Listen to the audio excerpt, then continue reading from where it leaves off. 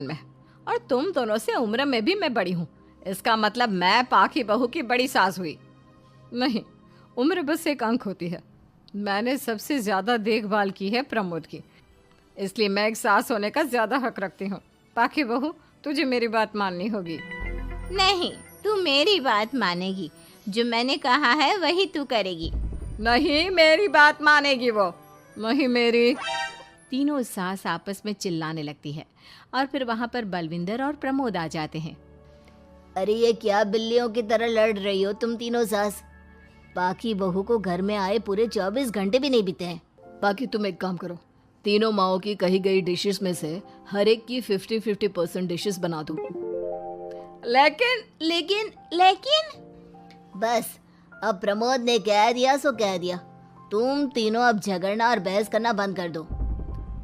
पाकी तीनों सासों की कही गई आधी आधी डिशेस बनाती है और इस तरह अपनी पहली रसोई की रस्म पूरी करती है, जिसके बाद उसकी तीनों सास उसे शगुन और नेक देती हैं। फिर एक दिन, अरे पाकी बहू, तुमने अपना सारा काम निपटा लिया है ना? तो जरा यहाँ आना। मेरे ना घुटनों की मांसपेशियों में बड़ा दर्द हो रहा है। जरा तेल या बाम से मालिश तो कर दे बेटा। तभी वहां पर इंद्रानी और कलावती भी आते हैं। पाकी बहू, चलो मेरे साथ बाजार। मुझे ना नई साड़ियाँ खरीदने हैं। तुम्हारी फैशन सेंस बहुत अच्छी है ना, इसलिए मैं चाहती हूँ कि तुम मेरे साथ चलो।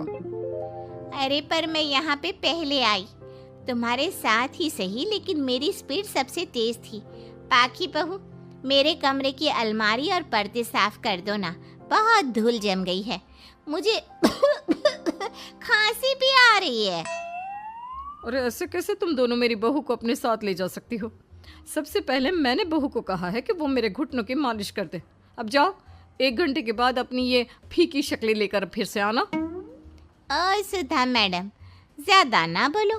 पाकी बहू को तुम दोनों से ज्यादा नेक दिया है मैंने, इसलिए पाकी बहू तो मेरा ही काम करेगी।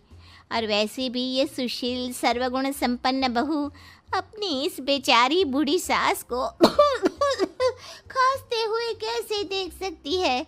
क्यों पाकी बहू?